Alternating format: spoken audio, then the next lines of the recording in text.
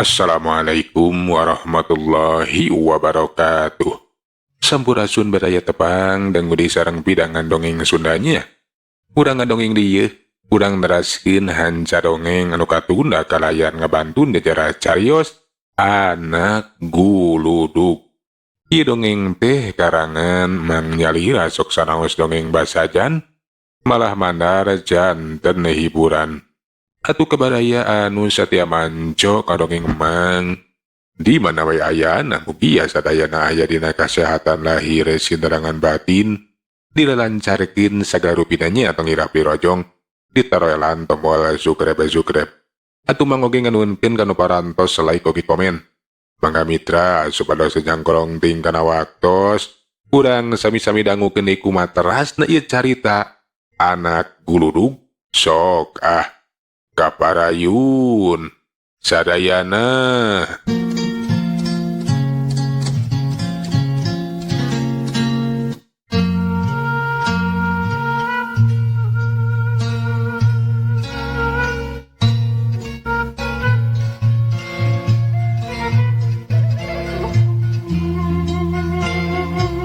Cag tunda kayan di alam manusia, kurang caturkeun deui di alam siluman. Hijanak saparakan ca anu ngajajabkeun rombongan kasenian teh, kiwari geus tepi deui ka karahaton.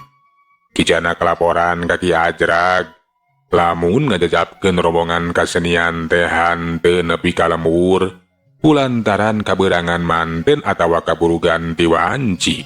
Kayaan peuting diganti ku wanci beurang. Ampun Gusti, rombongan kesenian deh barantos dijajabkeun. Namung edas, eta rombongan kesenian deh kapak kesawehan teh dugi ka lembur, ukur dugi ka Cileuweung. Nah siah janak, hanteu dijajabkeun nepikeun ka lembur naeum. Bunguh oge kasiangan, kabujeng datang berang. Jatuh hari kitu makeun bae janakeum, montong jadi pikiran. Ngan bae pasti di alam manusia teh bakal gujrut, bakal ibur salalembur, bakal ear kamana-mana Maranehanna geus ngaranapan kajadian aheng. Nuhun Gusti tangtos. Urang manusia teh bakal rame ngaromongkeun kajadian nu tos karandapan. Geus ayeuna mah ulah arek mikiran manusia. Ayeuna kaula arek amanah ka maneh janak.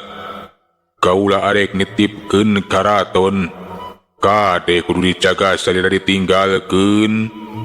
Punten Gusti, nah bade jengkar ka mana salira Gusti Prabu teh?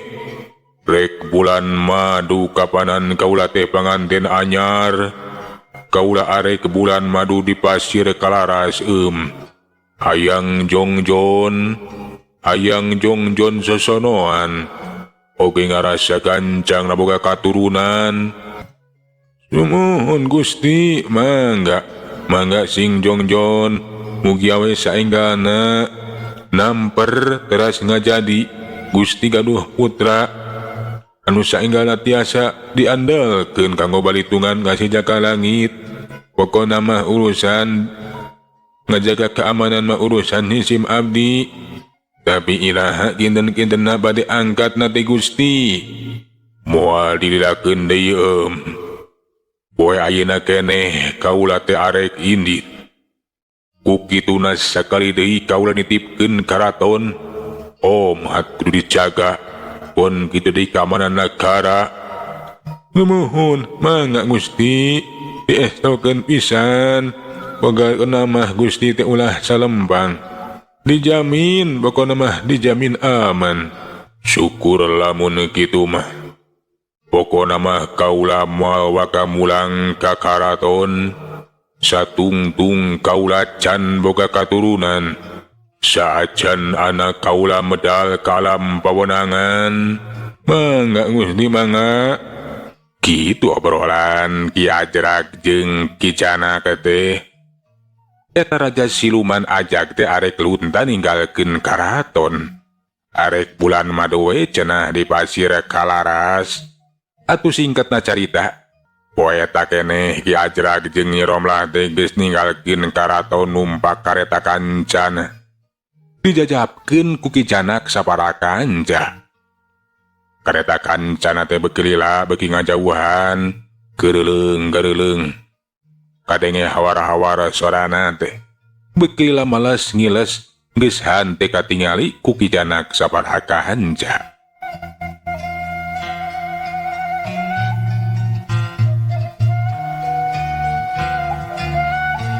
Wayana euy, maraneh kudu waspada jeung hati-hati.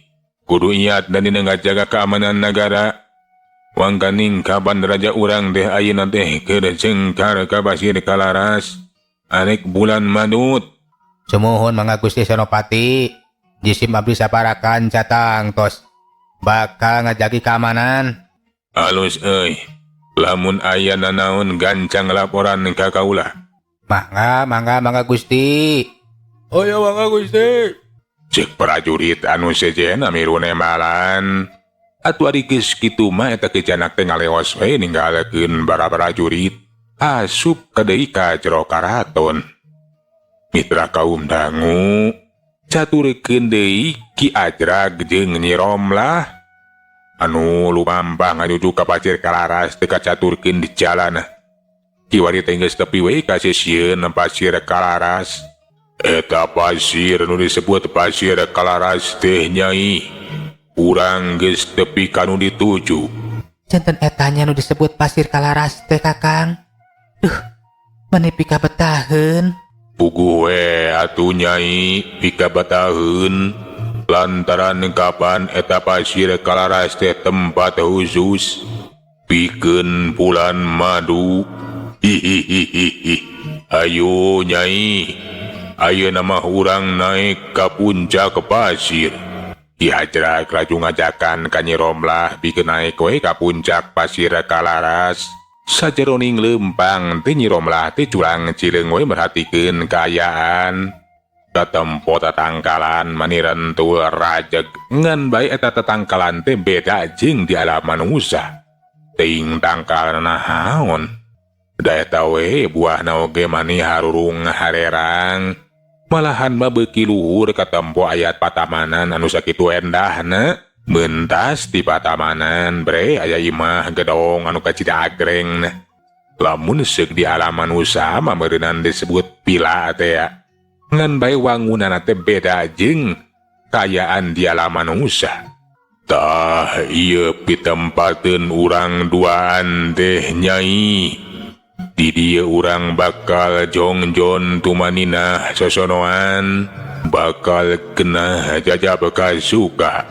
Muhun Kakang, nah dieu patepatan teh teu aya sasaha. Mung urang duaan wungkul kitu, saupami di dieu teu aya sasaha. Saha atuh anu bakal ngawulaan ka urang duaan Kakang? Ulah salempang Nyai. Di dieu teh saenyana mah aya anu nungguan, aya nu ngajagaan. Nyaeta si Oncong. Si Oncong sakaligus bakal ngawulaan ka urang. Pokona mah naon wae kabutuh urang duaan teh bakal dicumponan ku si Oncong. Tuh tingali Nyai. Itu si Oncong nyamperkeun. Pasti bakal ngabagiakeun. Bener we. Katempo aya nu kaluar teh jero imah.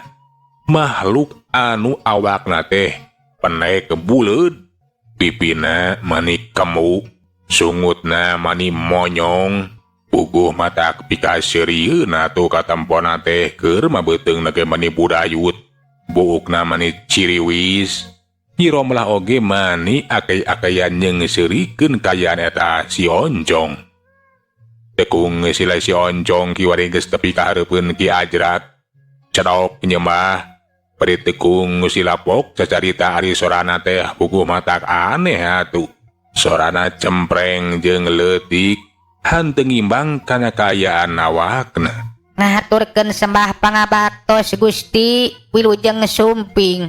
Sembah jeung pangabakti maneh ditarima onjong Nah siang geus nyaho kana maksud jeung tujuan kaula datang ka dieu. Ih, kantenan we Gusti. Kapanan parantos di pasihan terang ku Kangjeng Senopati. Gusti Prabu sumping ka dieu teh bade bulan madu sareng Enden Ratu sanes kitu Gusti. Bener teu salah oncong. Kaula duaan datang ka dieu teh arek bulan madu, rek tumetep we di dieu. Nepikeun kaula duaan teh boga katurunan, kaula hayang jongjon, embung aya anu ngaganggu. Semohon Gusti, mangga. Pokona mah sagala rupina parantos disayogikeun. Gusti Prabu sareng Enden Ratu mah sing jongjon we sing anteng. Sagala keperyogian mah tangtos bakal dijamin ku jisim abdi. Pon kitu deui bilih Kangjeng Prabu peryogi obat kuatkeun, abdi bakal milari ka alam manusia. Hihihihihihi. Teu kudu oncong, teu kudu neangan ka alam manusia. Kapan di dieu oge loba karingala, loba tatangkalan jeung bubuahan anu gede pisan khasiatna pikeun kakuatan. Semohon Gusti, bilih bade we ieu meuli tambihan. Keun abdi bade kal milarian ka alam manusia. Bakal milarian nog soang atawa nog muning.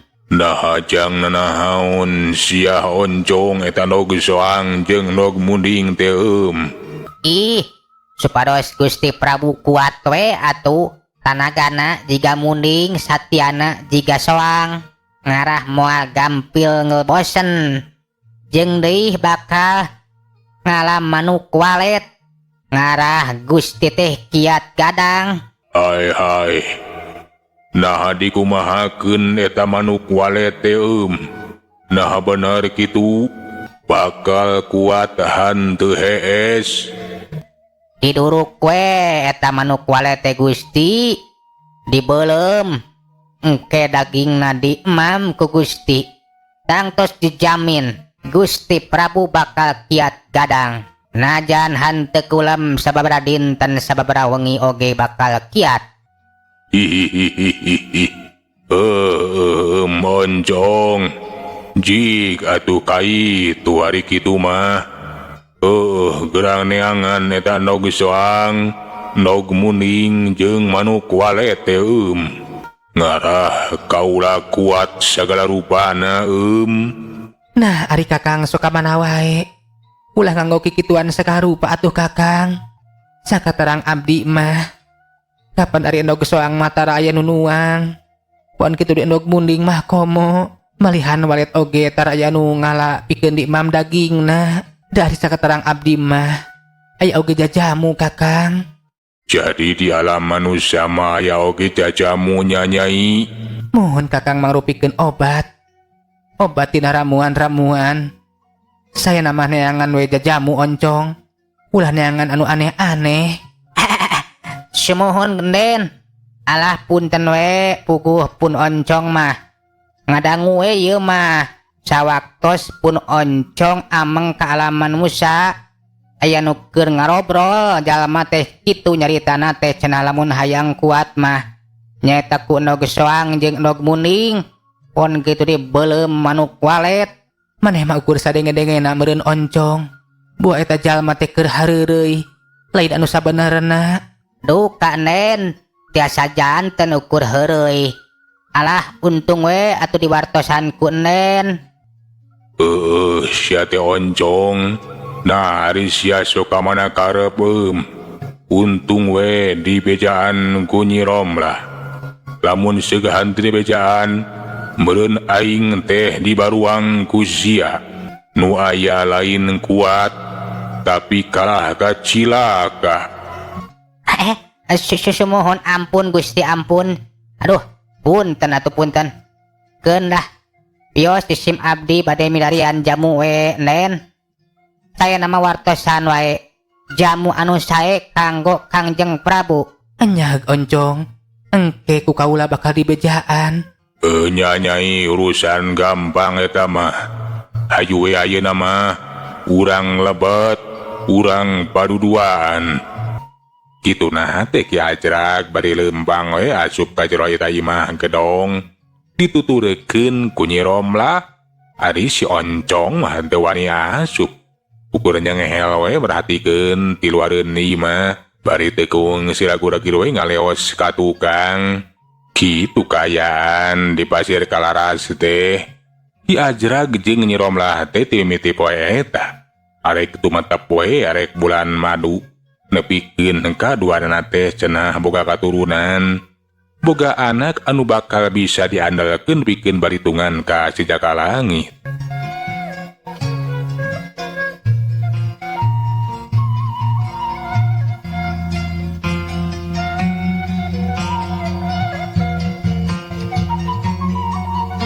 Sapoe dua poe teh karas ada puguh kang adanan anu keur bulan madu. Nepikeun ka akhir nama Nyi Romlah teh kakandungan. Ngan bae matak aneh.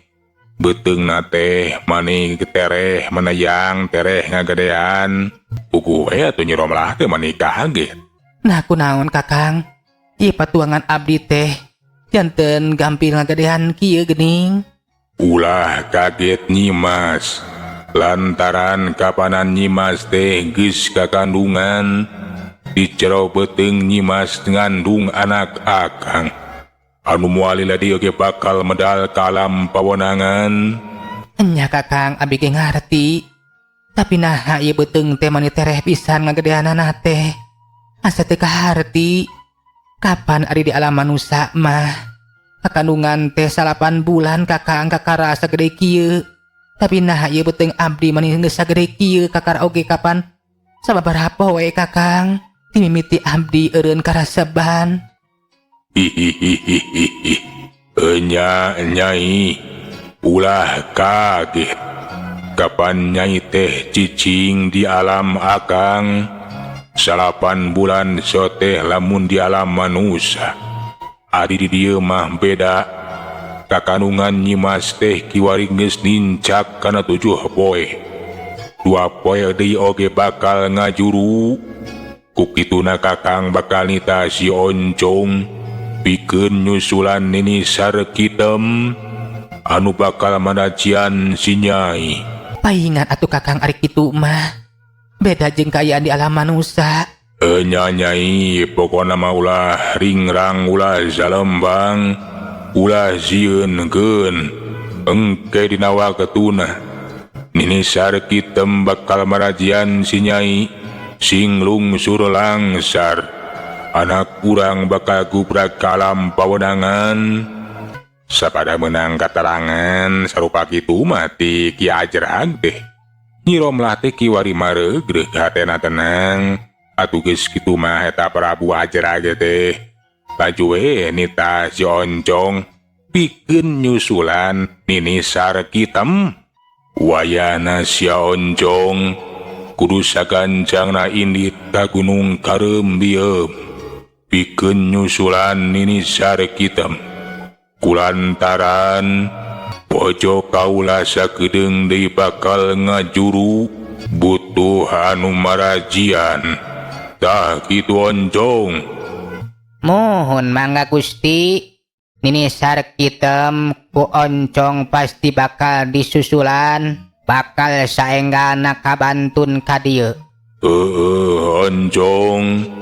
Kukituna cikra indit cunggra lumampah ayeuna keneh.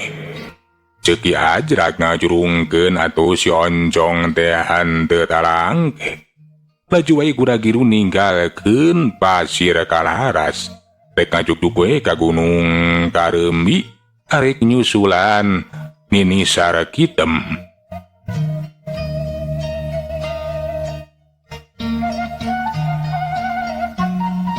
Si Oncong anu indit ka Gunung Karembi katempo awakna ngabelesat ngapung-awang-awang. Teu kacaturkeun di jalanan geus tepi ka sisieun Gunung Karembi. Kaayana mani pinuh ku halimun hideung. Mata keserek ngaleng kada pugu atuh henteu awas tetinggalian teh. Tapi bikin si Oncong ahan terjadi pasualan. Si Oncong agadi gelempang naik ke puncak gunung. Tegung sirilah. Geus tepi ka puncak gunung Karemira gatungara negeren. Mereka tinggal imah butut.